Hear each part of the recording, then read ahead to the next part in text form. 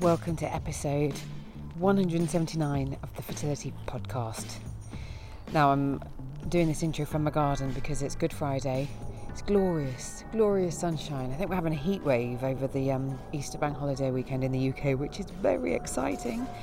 I also want to say, if you're celebrating Passover, as my family is as of this evening, happy Passover. Lots of festivities going on at the moment. It's been a very interesting one to explain to my son. That there's the Jewish story and then there's the Easter story. If this is your first listen to the Fertility Podcast, massive welcome. Do have a look around the fertilitypodcast.com website and be sure to add your name onto the email list so I can keep you up to date with all sorts going on. And do subscribe to the podcast in your favourite podcast app. There's all links on the Fertility Podcast website. Follow me on Instagram and Twitter at FertilityPoddy. And there's the Fertility Podcast Facebook page and my closed Facebook group, which is called Talk Fertility. Loads of different places that you can get in touch. And have a look at all the different types of episodes because there's lots of different stories of people sharing where they're at, as well as expert interviews. And the reason that I want to make sure that you have a look at previous episodes is that this particular podcast episode is different. And this is a huge trigger point for me to mention because I'm going to be handing over to another guest host, which is a new thing I'm doing at the moment. And this episode is going to be talking about pregnancy after infertility. So if you don't feel that it's something that you can listen to at the moment, I totally get it. What I will say is that check out my Instagram because I've got a giveaway that I'm launching on the release of this podcast episode for Fertility Fest to get some tickets to Avalanche, which is the show with the amazing Maxine Peake, for Sunday the 28th of April. So if you're going to switch off, just go and check out my Insta at FertilityPoddy to get yourself entered into that competition because quite a quick turnaround and I'm going to be picking some people by Wednesday. So if you're listening on Monday, go to Instagram and get involved. So if you are deciding that this episode isn't for you, then like I said, totally understand. What I want to always do is cover all different elements of where you're at on your journey, and so if there are things that you're not ready to hear, then you know it's so cool, and hopefully this could be an episode that you return to at a later point. Before we get to talking a bit more about the episode though, I want to just talk a bit about something that's gone on in my world this week. My little boy, if you know my story, is 4. He's called Phoenix. And this September, he's starting school. So we've just had this last week, the outcome of the school place that we wanted to get him into. And a really long story short, he didn't get the place that we'd put as our first choice. He's got a place at a school, but part of the criteria when your kid gets into school is whether or not there's a sibling of yours at the school, and we're basically going through an appeal to this school, and I've been highlighting in my application and all through that the criteria of a sibling being part of whether or not a child is given a place at school when you've gone through infertility to have your child is quite outdated and I think needs to be considered. So anyway, that's something that I'm just doing at the moment, and if it's something that's relevant to you, it's just a conversation again I think that needs to have more emphasis on. No idea whether that thought process is something that can infiltrate into the school process, and I get that that's probably quite a UK conversation. Anyway, I just wanted to give you that little bit of insight.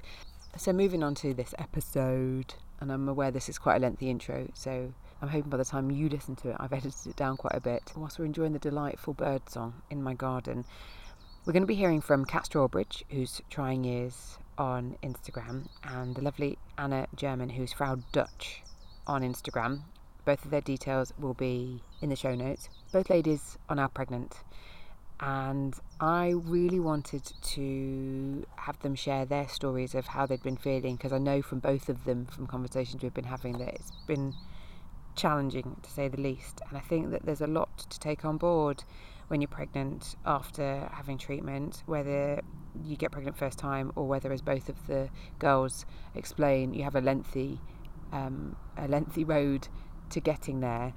How it impacts on your pregnancy, I think, is something to think about. And Kat and Anna talk about a host of things like the feelings of imposter syndrome, their fears of postnatal depression, and both of them talk about how they're having counselling.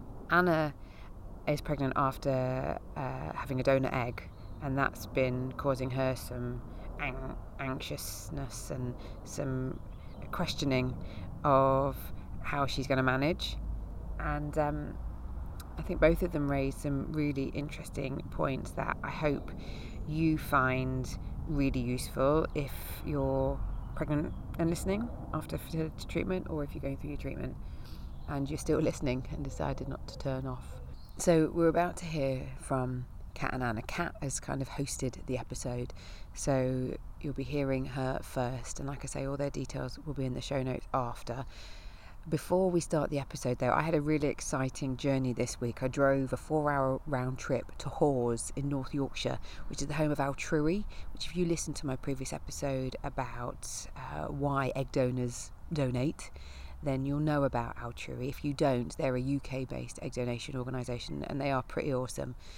And I went there to meet with my current podcast sponsor, Apricity, and I love learning about new innovative approaches to fertility, and that's something that really drew me to Apricity. And here is their CEO, Caroline, who was this wonderful lady, and we had a fabulous chat. And she's French, so you can enjoy her delightful French tones, explaining why Apricity came to be. Hi, I'm Caroline Blanche, and I'm the CEO of Apricity. And Apricity is this new company in fertility. We actually have sort of how to reinvent the fertility journey for women and couples who have trouble to conceive. Basically what we thought is, okay, if we were to invent a fertility treatment today with all that we know in terms of science, but also with the new technologies which are available and all the knowledge we have of fertility treatments, what would be the ideal service that we would deliver? So Apricity is basically the combination of different elements. It's to have a fertility advisor available for you 7 days a week, can answer any of your questions, but also can arrange appointments for you. It's also a bespoke journey, so the ability to customize your journey, where you want to have your blood tests, your scans, your consultations. We really think that if you look at it, the only two real moments you need to go to the clinic are the egg collection and the embryo transfer. And if you're working, if you have family, we try to arrange things for you to be really convenient and easy.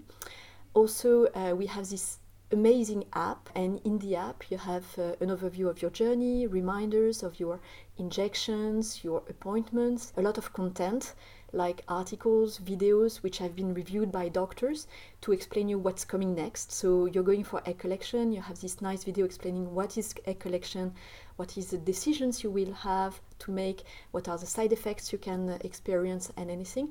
And of course you can contact your advisor at any moment to ask questions to be prepared. Find out more at apricity.life/podcast. Another of my sponsors is International Andrology, who specialise in diagnosing and treating male infertility. Around 50% of infertility issues are male factor, and all too often, men aren't even evaluated at the start of a fertility journey, which might result in unnecessary treatments, costs, and disappointment. International Andrology is one of the few specialist clinics in the UK offering a holistic approach to increase your chances to conceive naturally or via the IVF route. As well as treating the underlying causes of male infertility, their doctors have some of the highest success rates in microsurgical sperm retrieval. So, if you're looking for a true specialist to assist you on your fertility journey, visit london-andrology.co.uk today, and do mention the Fertility Podcast.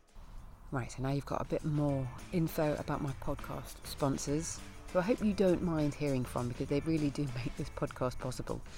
It's now time to get on with today's episode.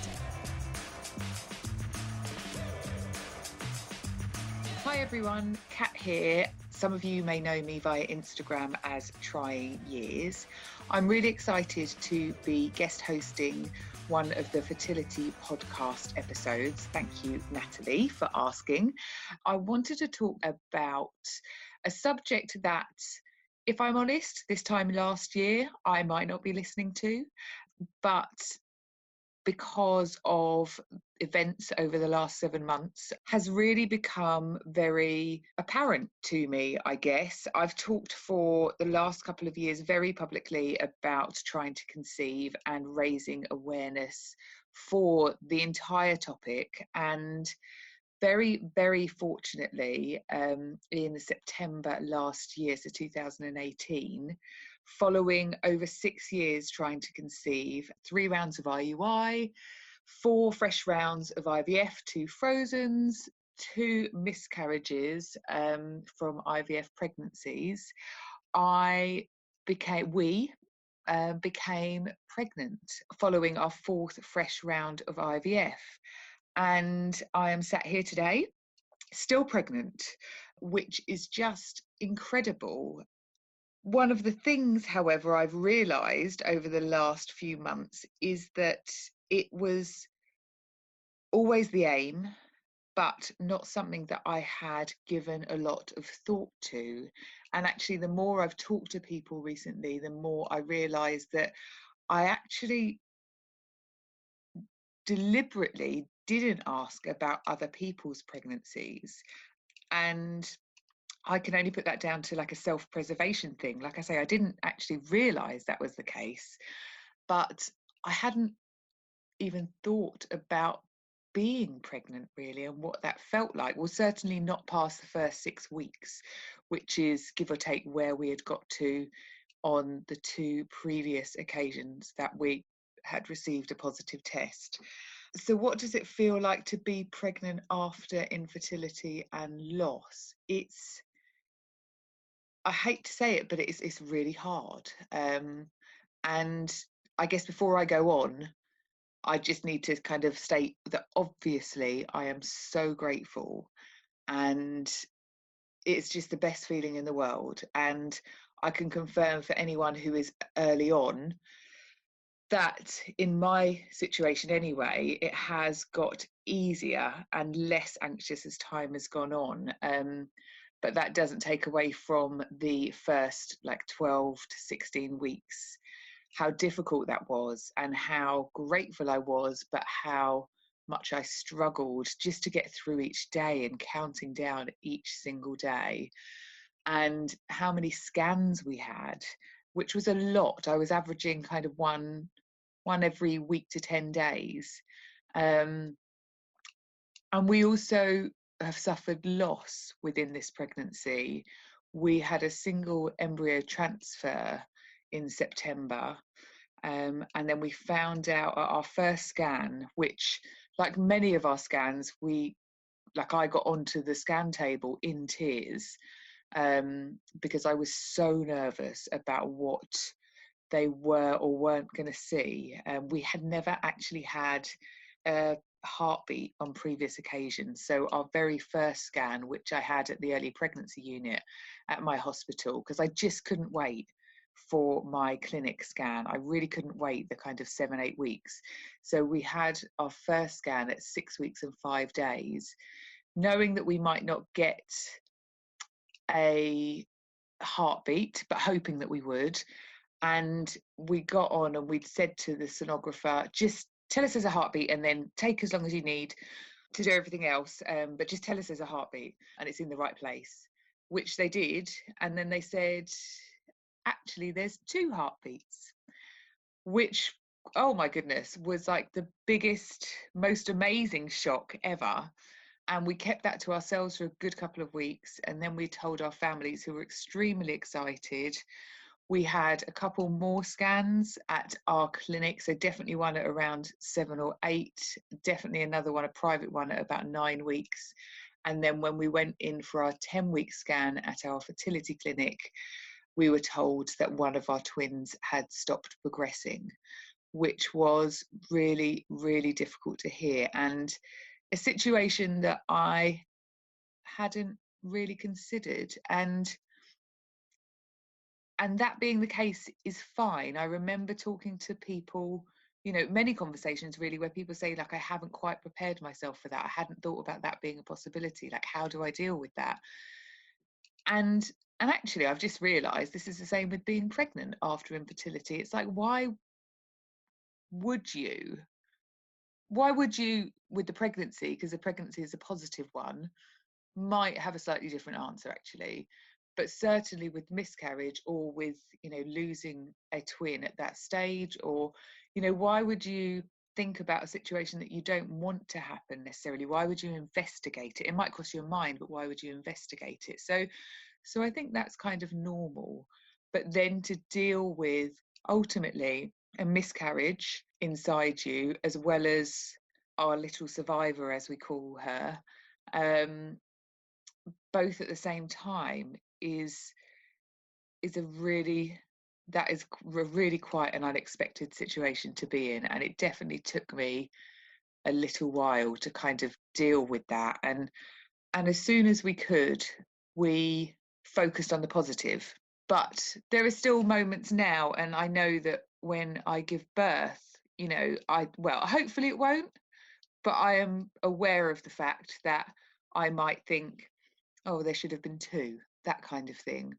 But, you know, we've moved forward as much as we can, and we are focusing, like I said, on our little survivor. So we had lots and lots of scans, which, looking back and talking to people more recently, I do think that's fine. You know, I'm not worried about that. I don't feel bad about it. It was our choice. It was the thing that put our minds at rest. We did stop booking them in advance, because I think as we got towards them, we started to get more nervous. And what we ended up thinking was, right, when we feel like we're ready for a scan, that's when we'll book one in for like a day or two later. And that did work better, I have to say. Once I could feel the movements, that really, really helped. And actually, like, we've just gone 10 weeks without a scan, which is insane. And if someone had said that to me at the beginning, I would have said, no way, no way. I think before that, the longest we've gone was 4, perhaps. But it does, like I say, it does get easier, and time moves faster, to the point where now I am thinking, oh, I'm going to miss this little one when she's not in there anymore. Obviously, I don't think I will get an opportunity to miss her, because I'll be holding her in my arms. But it is funny how you go from kind of almost not enjoying it because you're scared, to not wanting it to end because you're enjoying it so much, which is lovely. And I recognise that I'm in a really fortunate place right now with that, because it didn't feel like that at the beginning. It was really bloody difficult at the beginning. I was lucky with my side effects. I didn't have too many symptoms, a nice level of nausea, which was reassuring, but I didn't actually I wasn't sick. I've had a bit of travel sickness, which is something that I had never experienced before.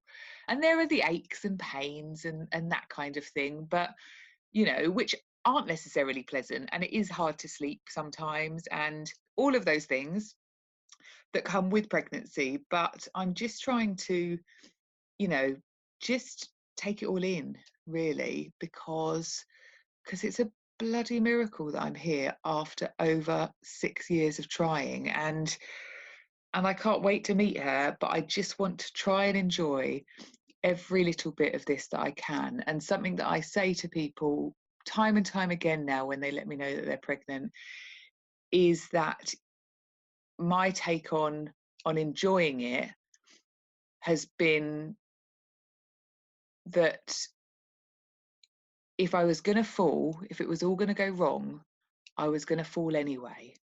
And it doesn't really matter how far. So we should just celebrate what we can celebrate each day, each milestone, each scan.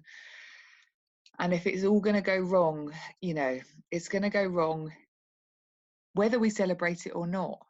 So why not try and have the good bits while we can? Because you never know, it might go right, it might continue and go well. And it would be so sad to look back and think, I was miserable. I couldn't enjoy any of it. And I know that for some people that is the case. And you know, and maybe I say this with massive hindsight now that, you know, I'm in my 3rd trimester and you're in your 1st trimester, saying, no, I can't enjoy it, I can't.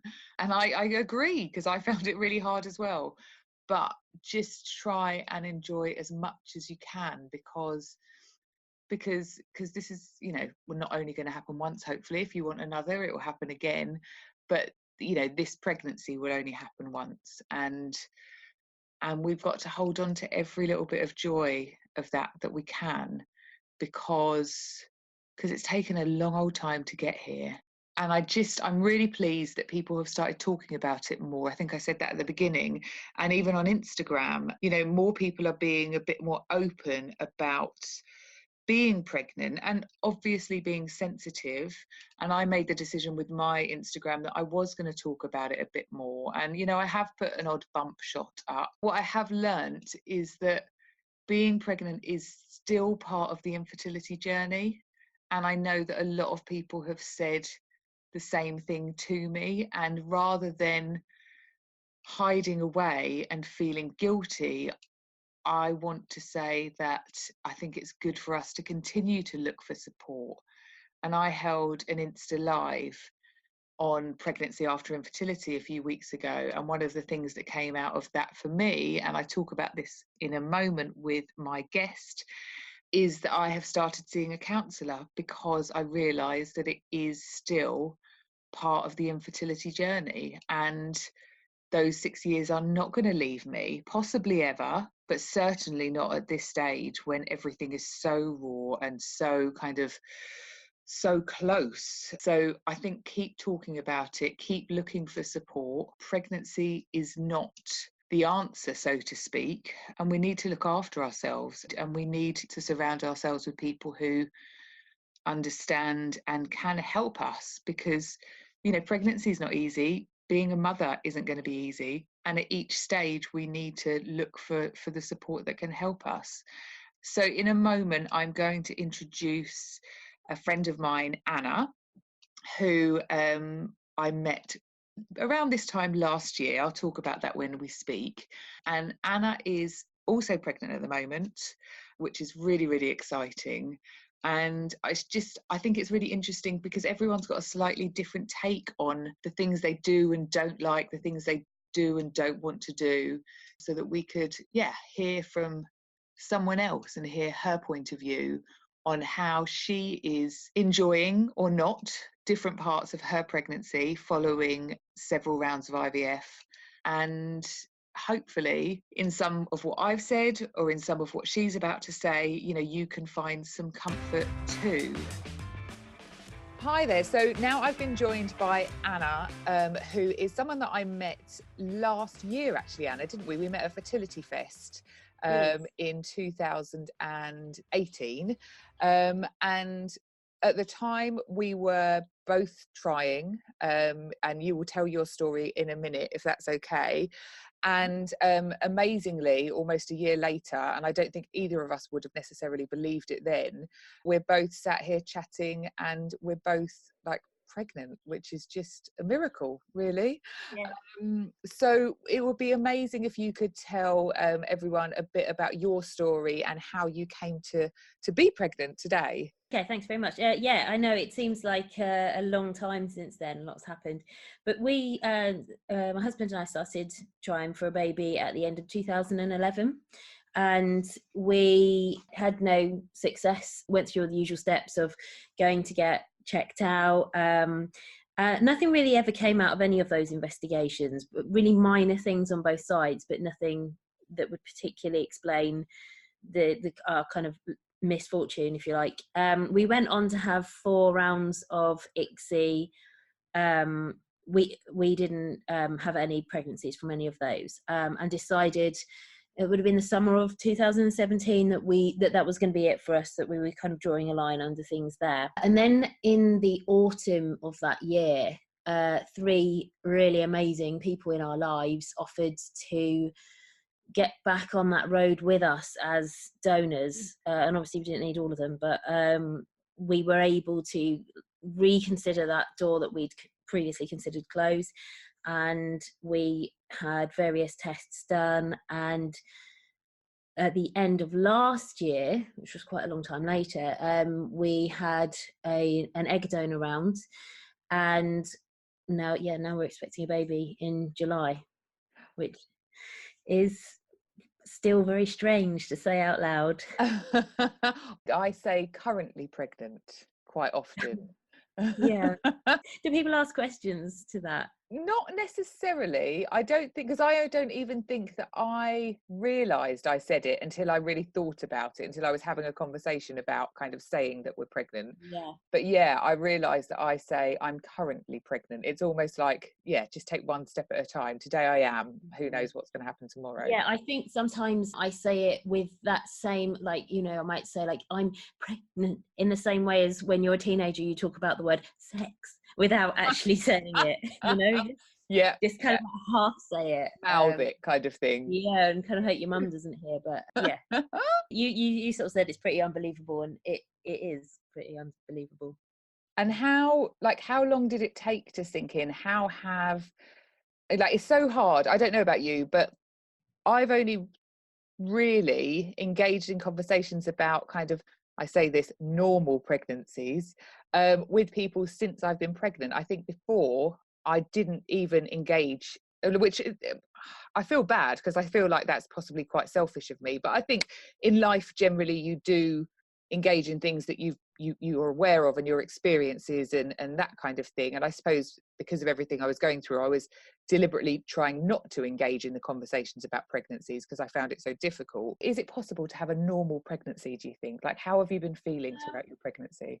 I think I was really unprepared for the prospect of this working out. Really, like, mentally unprepared for the prospect of things kind of going the way that we wanted them to. And we'd invested so much time and energy in the we'll be okay regardless conversations, that even when we were on our way to have our egg transfer this time, we had a conversation in the car about, you know, what we're going to do about freezing any embryos if that's an option. That had never been an option for us before. And we were laughing at the fact that we were like literally 15 minutes away from hospital and we hadn't even spoken about it. And it's because it was just so off our radar. And I think I've found, I mean, I don't think you should feel bad about the fact that you hadn't engaged with pregnancy stuff. I hadn't, and I still don't. And my sort of feeling on that is that my friends that have been pregnant have had loads of people to talk to about it, and I didn't need to be one of them. Yeah. And they would have understood that. And I still know nothing, and I have still not really read anything, and I'm just kind of bumbling through. But I've been very lucky in terms of symptoms and side effects of the pregnancy, that it's all gone really smoothly. So I haven't felt the need to become a kind of Google expert in the way that maybe I might have done if I hadn't been as lucky. But yeah, I think it's strange for me. We've had a very open attitude towards sharing what's been going on for us pretty much the whole time, like right from the very beginning, with our close friends and family. And I think that has been really good for us on so many levels. But the one thing I think it has done with the pregnancy is it's kind of introduced this strangeness to that conversation, that I'm nervous of talking about pregnancy with those people. I'm nervous of how I come across. I work somewhere now that I haven't been at for all that long, so all that kind of baggage and history that we kind of carry around this isn't really known there. And I find that is the place that I feel most normal, you know. Yeah. When I'm around people that I know, just kind of they think it's a normal pregnancy, so I behave like it's a normal pregnancy. And I think it's kind of hard to let go of that baggage and the and still seeing yourself as someone that's trying to conceive rather than in that other camp. Definitely. Yeah, I can understand that, actually. It's almost because they don't know, it doesn't come up, and there isn't kind of, yeah, all the other thoughts around it, whether they're said or not. You can just sort of pretend, you know, we can just be normal ultimately. And like, I'm trying to think of any situations that I am like that in. And the only one that I can think of at the moment, although it's not strictly true, but I suppose it's recent and I walked into it and made the decision to talk about it, is pregnancy yoga, which was something that I kind of had put off a bit subconsciously. I just busied myself, like I was having a really busy time anyway. And I knew where I was going to go. I knew I needed to book it. I just didn't get round to booking it. But walking in there, I could have been anyone. Like, we could have conceived after a roll in the hay, and there is something quite nice about that. But then also for me personally, like, and I know that I've heard other people talk about this, I found it quite emotional. I had to keep checking my bump and checking that actually I belonged there in this sort of normal pregnancy situation. And I was so glad I did it, because it was the first time I'd really put time aside for me and the baby, you know, my baby. And so that was, I felt really positive about the fact that I'd done that, but actually being there was quite emotional. Have you other than with your job, is there anything kind of pregnancy related that you have done or you've not done perhaps?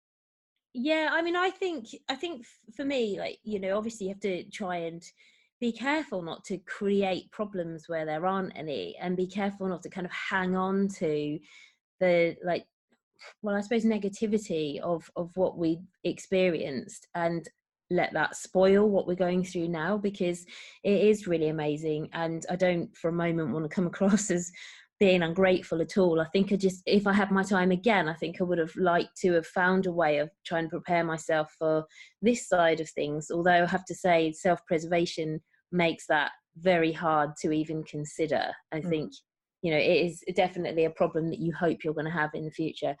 But I think for me, just the idea of, you know, on the positive side of things, just I really enjoying the kind of nesting and getting ready for, we haven't really bought anything. We're really fortunate that most of our friends have had their kids now and are like desperate to get rid of all their baby and kid junk. So a lot of that is just kind of coming our way eventually, which is great. But just a creative person and just making little things for their room and planning to, I don't know, make clothes for them and things like that feels really positive and kind of really a proactive way of channeling what is a bit strange.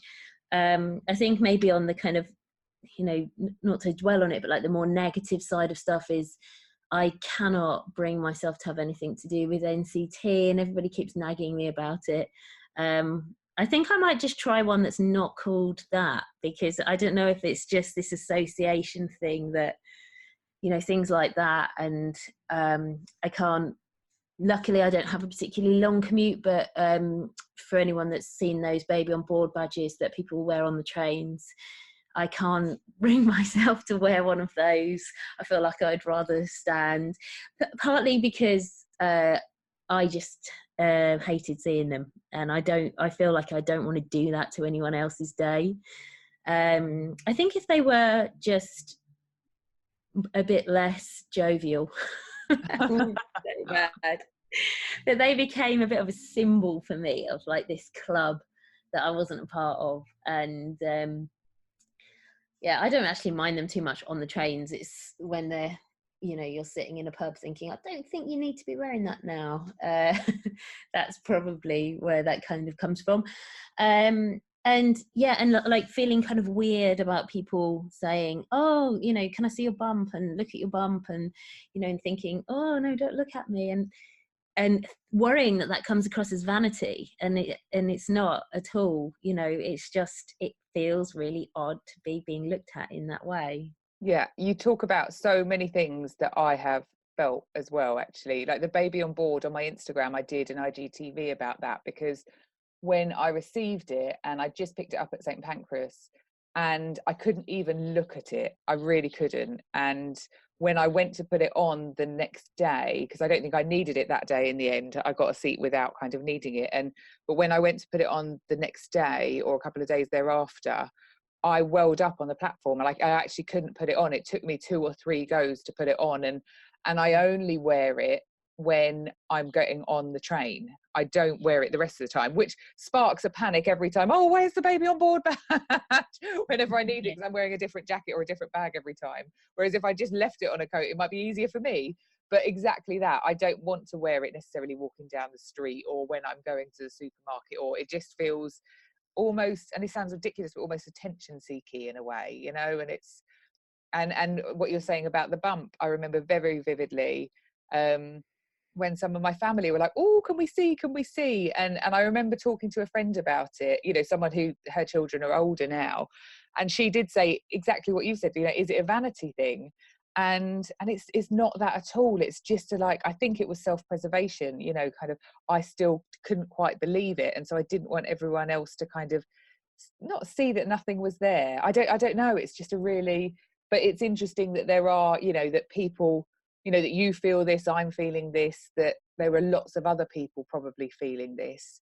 I have signed up to NCT, and I did that around the same time as I did the yoga, because I thought, right, I've just got to grasp this with both hands and do it. And I've got my own fears about that, in that everyone always says, oh yeah, these are my friends from NCT and we've known each other for like 18 years and it's amazing and it's the best thing, and I'm going to walk in there and, well, I think that everyone's going to be like 18 which is one of my concerns, and I'm 40, but yeah, that I'm not going to make this like amazing group of friends. But that's something completely non-pregnancy related. I don't think 18-year-olds can afford to go to NCT classes. That might be true. That might well be true. But if you don't want to, and this is just kind of something that I saw, if you have a look on their website, they do talk about other events that they've got going on. There's one not far from me, and like on a Monday afternoon, it's called Bumps and Babies. And my understanding is that you, like, the name itself might put you off, but you can just go along to it. I think it's in a garden centre or something. So rather than signing up necessarily to the classes, it might be something you can pop in, see whether or not you can kind of deal with that environment, and then make a decision perhaps about whether or not you want to do NCT, perhaps. Just an idea. Yeah, and there are other ones as well. And I think, you know, there are, you know, we live in London and sort of lucky enough to have various sort of newish companies popping up and offering essentially the same thing under a different banner, and that doesn't weird me out as much. I think it is, you know, and this is nothing, I don't know anything about NCT, like, I'm not trying to slight anything that they do. I think I know many people that would say they've done an amazing job with them. It is just an association thing, and yeah, it's just about putting into practice some of the things that you've thought about in theory, and there's a slight disconnect, I suppose. And you kind of imagine that when you get that second blue line on your pregnancy test, that everything else is going to magically disappear, and that, I think, is one of the things that is a little bit, again, I really don't want to sound like I'm singing myself a sob story here, because I know we're in such a fortunate position, but it's just a bit strange. And because I wasn't expecting it, I was kind of expecting for all of that darkness to just disappear overnight. That's where it becomes, I guess, something that I retrospectively wish I'd been a little bit better prepared for, although I feel that I'm doing okay with now. So and actually conversations like this really help.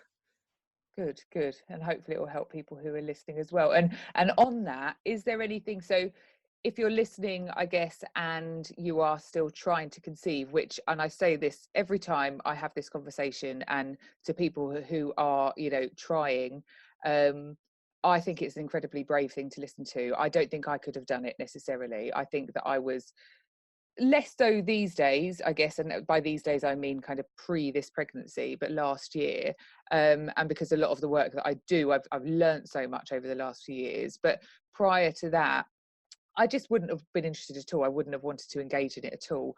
But I know that there are people who are, and from what you're saying, like, that's a really, really positive thing, because you almost wish that you had, or this might have been one of the ways that you could have prepared yourself more, by hearing people go through it and understand a bit more. But you're 23 weeks now, is that right? 23 weeks? Yeah, 24. Yeah, 24. Yeah, brilliant. Oh, viability, yes, another milestone. Looking back over the last 24 weeks, is there anything that you would tell your kind of like 4, 8, 12, 16 week in pregnant person? Yeah, I think so, actually, because I think in some ways, once the initial euphoria wore off, that's when it became a little bit harder, because, you know, telling people, we found out that we were pregnant not all that long before Christmas, so we ended up telling people really early because we saw so many people over that Christmas period that it was a good opportunity to do that. And that was really amazing. So, but once that kind of euphoria wore off, I think I wish I'd been prepared for the sense of imposter syndrome that I have, and maybe if I knew I was going to feel like that I would have not felt quite so badly about it. You know, I know Mother's Day is a really big trigger for a lot of people in this community, and it never has been particularly for me. I've always been able to sort of make it about my mum and about my mother-in-law and not feel like it was about me. And then this Mother's Day, it still wasn't about me, but I, for the first time ever, cried on Mother's Day, and I just felt like such a fraud, and I felt like a real imposter, and that I didn't really kind of belong there. But you know, that days like that pass, don't they? And you know, that feeling doesn't last forever. No. I think another thing I would like to have maybe taken a bit more seriously before we found out we were pregnant there were lots of people that had been through fertility treatment that had gone on to have children, and that would say things like, I understand what you're going through, and I'd think, but do you? Because at the end of the day, you know, you've got a kid, and I'm sure that must warp your view of it completely.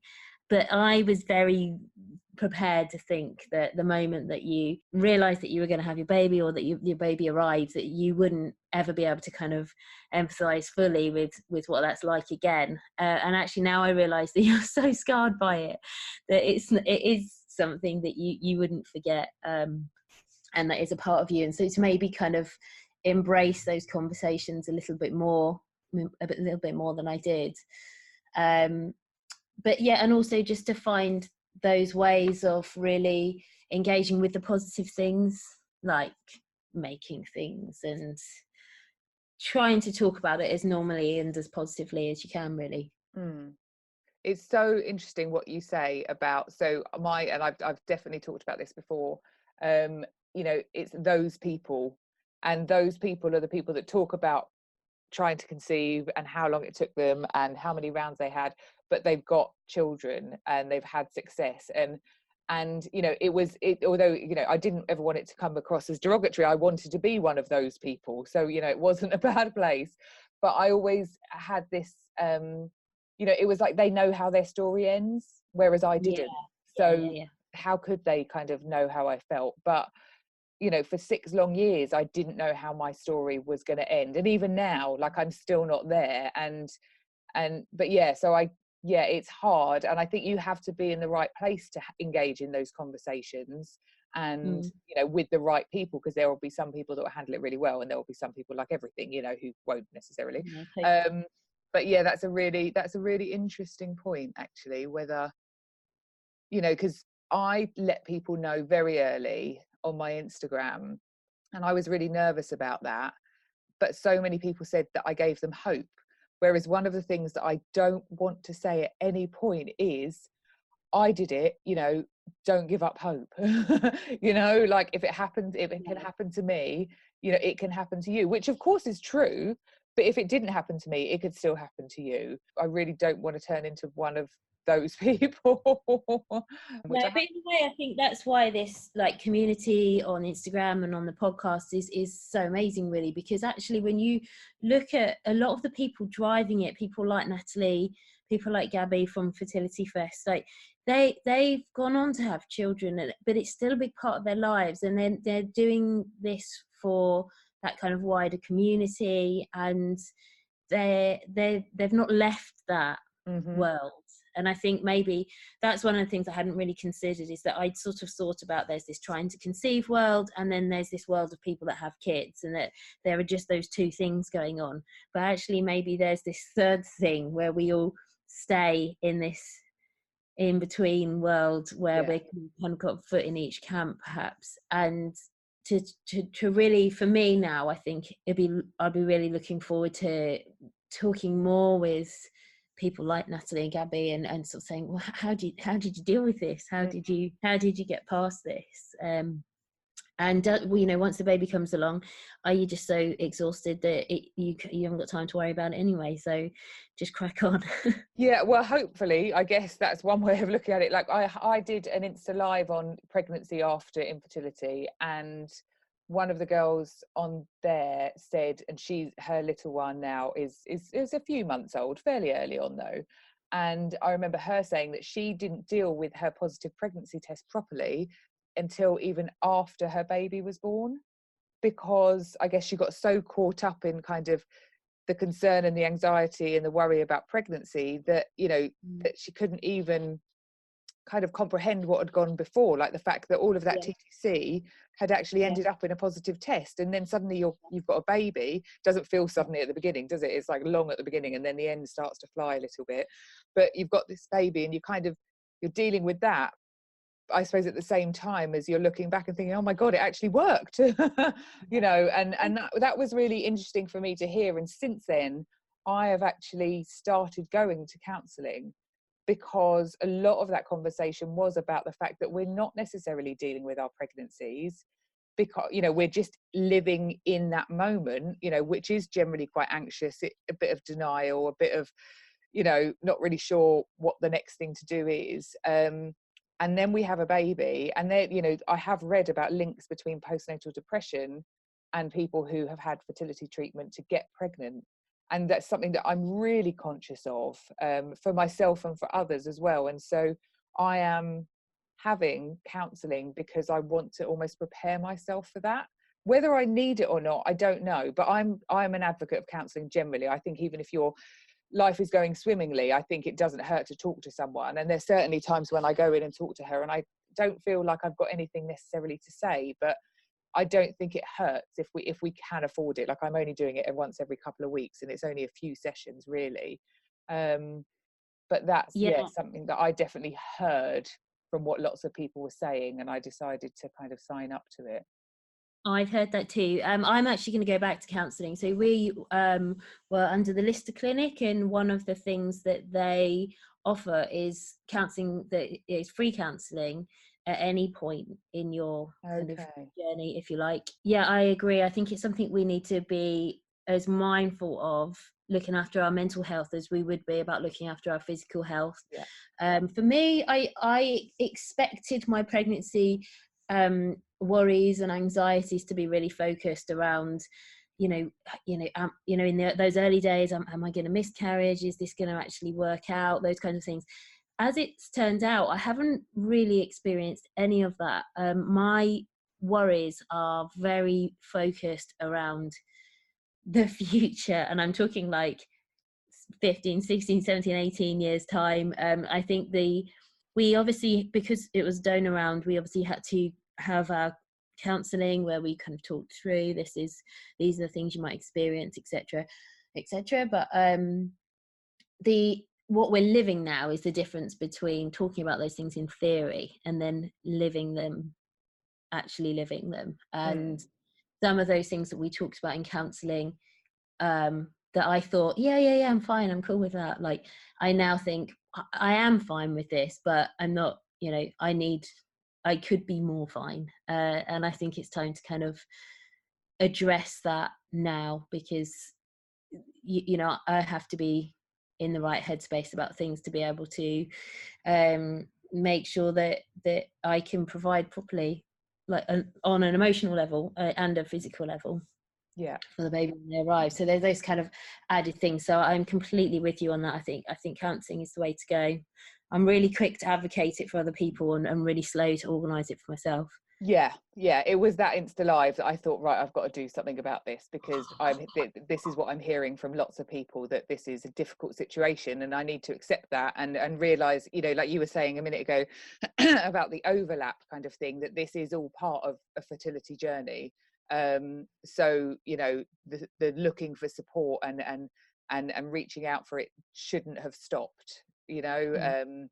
just like with motherhood, you know, people look to each other for support and understanding.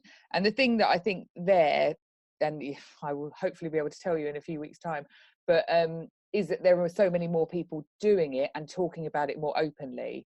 And so the support is there. It's not that you become a mother and you don't need it because everything's hunky-dory. I don't see it like that at all. But I think just it's more normal to discuss. It's less of a taboo to kind of it be difficult and worry about it. And, you know, everyone wants to help you. Whereas the TTC and the pregnancy thereafter is, you know, as we all know, you know, this is the taboo that we're trying to break, and the silence that we want to kind of, you know, shatter, really. But just, you know, touching upon the donor side of things, and this could be a separate podcast in itself. Do you think that has impacted on your pregnancy at all? Like, how are you feeling about all of that now that you're pregnant? Yeah, I think it has impacted on things, not on a physical level, which is like great and amazing, because like, you know, there's always the concerns with those sorts of things.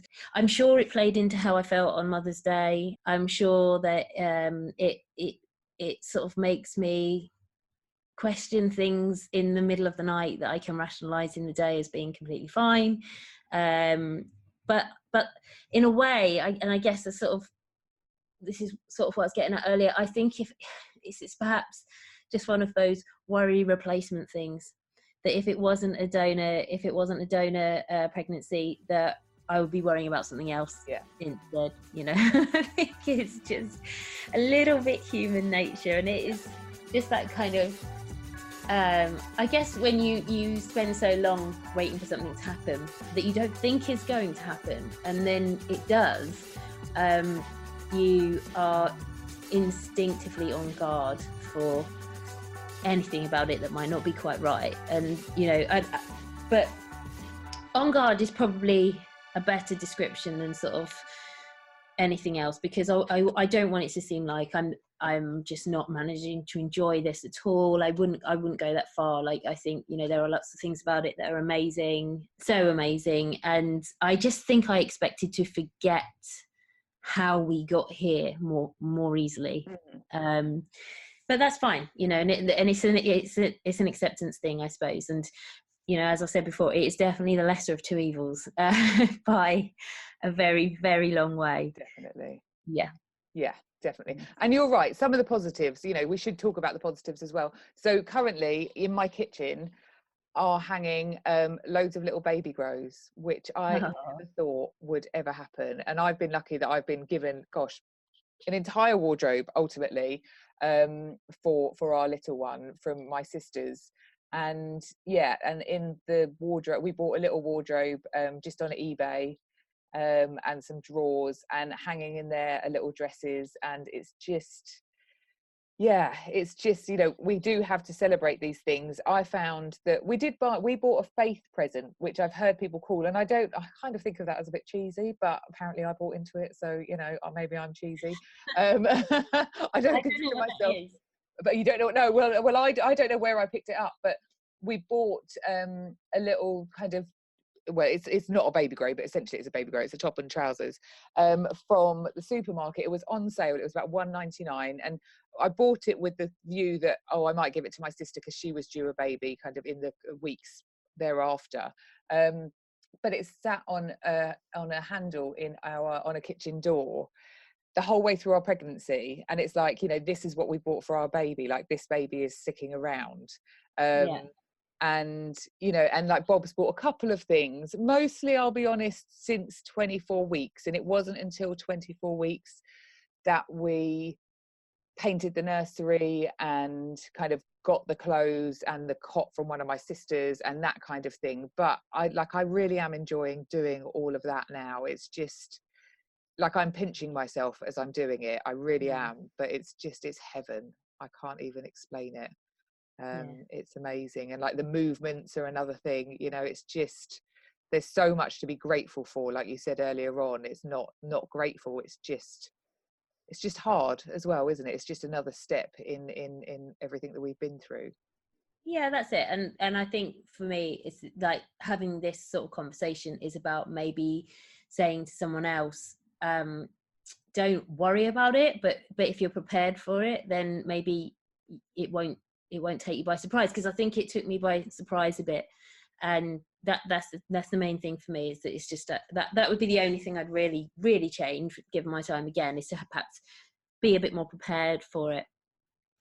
Yeah. So people who are listening to this while they're still trying, before they get pregnant, because they will, everything crossed, or people who are in the very early stages, it's like, hear this and kind of listen to it again, tell yourself, so that you can then feel more prepared for the weeks. Yeah, and also feel like it's normal, and feel like, because when I was having a meltdown on Mother's Day, I felt so ungrateful, and I felt so like, why are you being such a brat about this? But then you think, well, you can sort of calm down, you stop giving yourself such a hard time, and you think, actually, this is going to be going on for loads of people right now, and you're not a complete freak show for feeling like that. It's inevitable. After spending 7 years, it's the longest amount of time I've done anything. Mm-hmm. Yeah. So it's not like you're going to forget that overnight, I guess. No, you're absolutely right. Brilliant. Thank you so much, Anna. I know, I'm delighted that these conversations are happening more and more, and that I can be a part of it. And thank you so much for being part of it too. Thanks for having me. And good luck with everything. And we really look forward to hearing your news when it comes. And I'll see you at Fertility Fest. Definitely. I'll be there. Lots of people listening too. Definitely. Wonderful. Thank you so much. Thank you. I think there's so many kind of interesting points that both ladies have raised. If you're not in the UK and you don't know what the Baby on Board badge is, I just want to explain, because they both spoke about it. In London, if you're travelling on the Underground, you can get a badge that you can wear that says Baby on Board, and the idea is you wear it and people move off a seat and give you the seat to sit down. And I know there's been quite a few chats within the TTC community about how they make us feel, and obviously you heard the girls talking about it, so I just wanted to explain what that badge was. Also, I'm going to put some links in the show notes of this episode to the conversations I had with Jana Rupno and Becky, who's Defining Mum on Instagram. Becky has been doing a lot of work with Jana, talking about... Whoa, that's a really loud aeroplane. Sorry. Let's just wait for it to pass. Becky has been doing a lot of talk about what it feels like being a mum after donor conception. Jana is a counsellor, helping you get your head around donor conception, and with Anna talking about her kind of concerns in 15 years' time and the implications counselling that she's had. I just think it would be a really interesting kind of one for you to listen to if you haven't already. So check out the show notes, which for this episode are thefertilitypodcast.com/pregnancy after infertility, and all the details will be there for Cat and Anna. Those links, also details of the competition that I've launched on my Instagram to get yourself tickets for Fertility Fest. And this week I'm going to be talking a lot about Fertility Fest because it's all starting. I'll be there, I'll be sharing more content from it, and stuff on my stories and on my Twitter and my Facebook. So wherever you follow me, just keep an eye out if you're wanting to know more. I'm now going to say farewell, and until the next time.